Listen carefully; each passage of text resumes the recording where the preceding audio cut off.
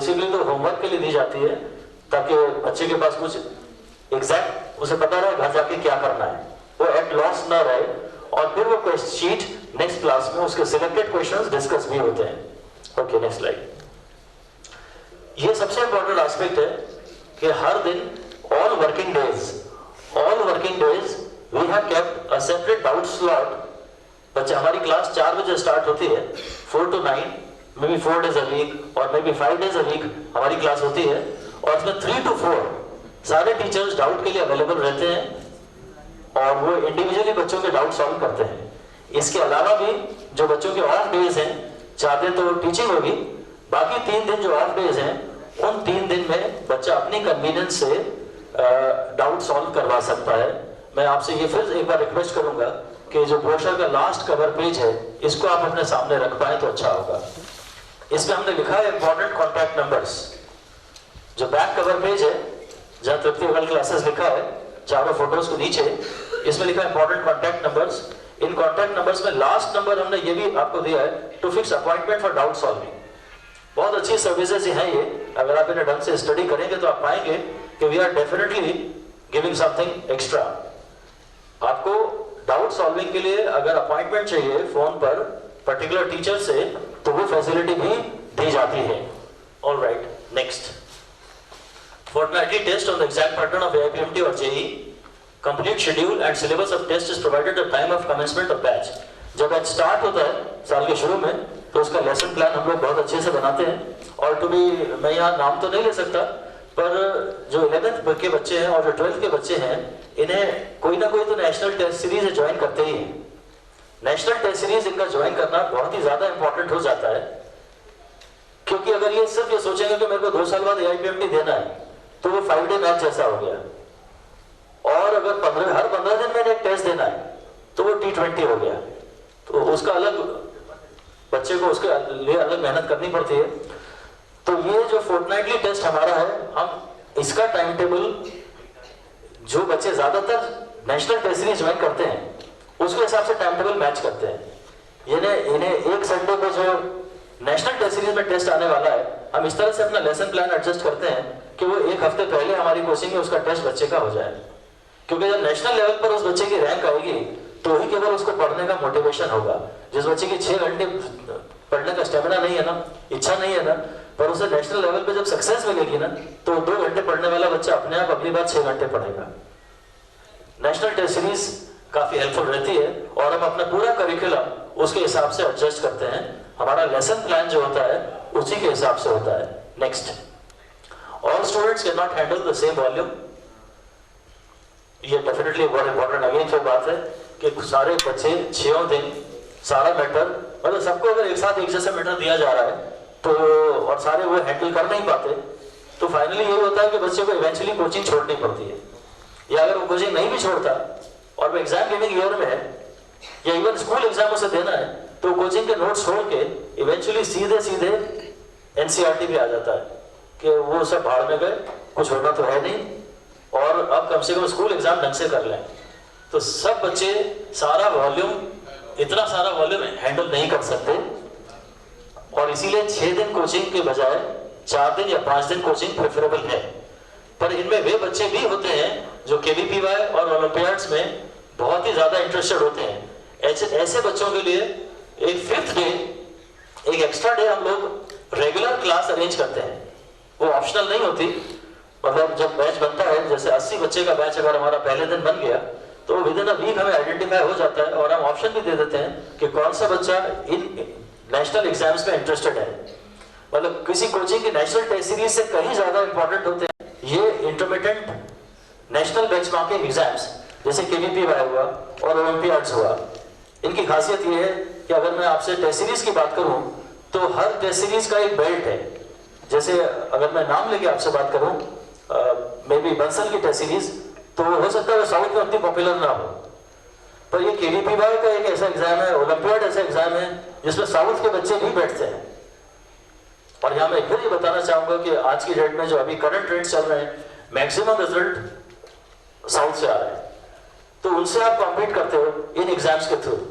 यहाँ मैं ये भी बताना चाहूंगा, एक बहुत ही गर्व का विषय है आप लोगों के लिए, ओलंपियाड, बायो ओलंपियाड, यहाँ स्टूडेंट्स हमारे बैठे हैं एम्स में जो सिलेक्टेड है, इन्होंने लास्ट ईयर बायो ओलंपियाड दिया था। लास्ट ईयर बायो ओलंपियाड में जो नेशनल टॉपर था वो आंध्रा का था, और आंध्रा का जो लास्ट स्टूडेंट के मार्क्स थे वो एमपी टॉपर के मार्क्स थे। आंध्रा के जो लास्ट स्टूडेंट के मार्क्स थे उस ओलंपियाड में वो एमपी टॉपर के मार्क्स थे। और इस साल बहुत ही बड़ी खबर है हम सबके लिए कि बायो ओलंपियाड में, बायोलॉजी ओलंपियाड में नेशनल टॉपर भोपाल का हमारी कोचिंग का स्टूडेंट है, बहुत मुस्ताद होता है।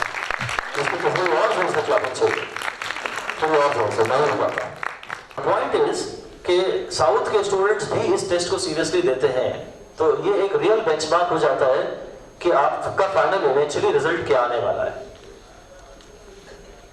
तो ये जो केवीपीवाई और ओलंपियाड्स हैं, ये बहुत इंपॉर्टेंट एग्जाम्स हैं, और इसमें अगर बच्चा इंटरेस्टेड है तो हम उसको एक्स्ट्रा मैटर सबको जो नहीं देते हम इसे ऑप्शनल भी रख देते हैं, और बच्चों को सजेस्ट भी कर देते हैं कि भाई तुम्हारा टैलेंट है, तुम्हें इन एग्जाम्स की तैयारी करनी चाहिए। डे 1 पे, बिल्कुल डे 1 जिस दिन बैच स्टार्ट होता है उसी दिन इसके बारे में अनाउंसमेंट होता है, और विद इन 1 वीक हम वो बैच फॉर्मुलेट कर लेते हैं कि भाई दीज आर 5 स्टूडेंट्स जो हमारी तरफ से जिन्हें आना ही है, और अगर इच्छा है तो बाकी स्टूडेंट्स भी उसमें बैठ करके देख सकते हैं जिन्हें एक्स्ट्रा मैटर चाहिए। आगे ये है, students not interested to attend this extra class can use this slot for individual doubt solving. मतलब 4 डेज 11th के बच्चे की अगर बात करूं तो वो 4 डेज क्लास में आ रहा है। 5th डे उसका डाउट सॉल्विंग, 5th डे उसका केवीपीवाई की क्लास है, 5th डे केवीपीवाई की क्लास है, और नेक्स्ट बचे हुए जो 2 दिन है वो बच्चा इंडिविजुअल डाउट सॉल्विंग के लिए अपने स्लॉट्स मांग सकता है कि भाई मुझे at a stretch of 4 hours का आज टाइम दिलवा दीजिए फला फला टीचर से। तो वो मोस्टली तो वो हो जाता है कि जितना टाइम चाहिए, अगर उसके पास सभी डाउट है तो वो हम बच्चे को टाइम दिलवा देते हैं, उसकी जिस टीचर से उसकी इच्छा होती है। Next, the batch size optimum neither very small, अगर बहुत स्मॉल हुआ तो कंपटीशन नहीं होगा जैसा हमारा एक्सपीरियंस कहता है, और नॉट वेरी लार्ज, देन बहुत लार्ज होता है ऑफ कोर्स, कोई उसमें सब जानते हैं प्रॉब्लम है कि the student then loses identity. Important बात यह है कि अब बस जैसे मैंने पहले भी कहा कि हमें बच्चे का नाम पता होना चाहिए। अगर हम बच्चे को नाम से क्लास में बुलाएंगे तो वो बच्चा अलर्ट रहता है और घर से बढ़ के आता है। That's it. इसको this is what we call mentorship. Varad ने अभी जो न्यूज़पेपर में दिया था, यूजुअली भास्कर वाले छापते नहीं है, मुझे बड़ा अच्छा लगा कि भास्कर ने छापा, हालांकि वो वर्ड यूज किया मेंटर, वो वर्ड मुझे पसंद आया। मेंटरशिप, मेंटरशिप वही होती है जो क्लास के बाहर होती है। अगर आप इस टाइप के बच्चों को पर्सनलाइज्ड अटेंशन दे रहे हैं या पर्सनलाइज्ड होमवर्क दे रहे हैं कि बेटा तुझे कल ये 200 क्वेश्चन करके लाने हैं, तो वो फिर वो बच्चा करके लाएगा किसी भी हालत में। That is called mentorship. That plays a very important role. ठीक है, next, highly competitive environment is developed by constant motivation and psychological profiling of students। ये बहुत ज्यादा किसी भी कोचिंग, कोई भी कोचिंग हो, आप कहीं भी भेजिए, एक रिक्वायरमेंट है जिसको आपको असर्टेन करना है। Forget about results as well. बहुत बड़ा क्राइटेरिया रिजल्ट होना चाहिए, क्योंकि वो पूरी कहानी बताता है कि 2 साल क्या हुआ है, बच्चा किस तरह से पढ़ा है। पर उससे भी ज्यादा इंपॉर्टेंट है कि वहां माहौल कैसा है। मैं अपनी पूरी एजुकेशन बताऊं तो मैं पहले बहुत जो जूनियर क्लासेस थी वो मौलाना आजाद स्कूल पढ़ा लालघाटी ईदगाह इस पर। Then I was in Cambridge school for a year, फिर मैं सेंट्रल स्कूल में पढ़ा और इवेंचुअली मैं कैम्ब्रिज स्कूल में पढ़ा। So I can feel the difference. Cambridge school में हमें टीचर्स की जरूरत नहीं थी। मैं ये नहीं कह रहा टीचर्स अच्छे थे बुरे थे व्हाटएवर, हमें टीचर्स की जरूरत ही नहीं थी क्योंकि माहौल इतना जबरदस्त था। सो द ओनली रिक्वायरमेंट, वो कोचिंग में आप जाइए, वहां अपने बच्चे को भेजिए जहां आपको लगे कि एनवायरनमेंट बहुत बढ़िया है, बच्चों में आपस में कंपटीशन का माहौल बहुत अच्छा है।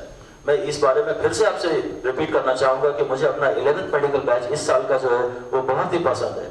हालांकि डेफिनेटली हमने एक ब्रांड छोड़ा था, ब्रांड छोड़ने के बाद वो फर्स्ट ईयर था तो उसमें एडमिशंस बहुत अफेक्ट हुए। डेफिनेटली बहुत अच्छे स्टूडेंट्स या बहुत अच्छी क्वांटिटी में स्टूडेंट्स हमें नहीं मिले, पर उस बैच में जो जुनून है, मैंने आपको अभी उसका एक एग्जांपल दिया कि बच्चे के पेरेंट्स की 25th एनिवर्सरी और वो 11th में है भी बच्चा, वो 3 घंटे तो अफोर्ड कर सकता है, वो बच्चा उस पार्टी में नहीं गया। और वो एक बच्चे की बात नहीं है, सीरियसनेस इज कंटेजियस।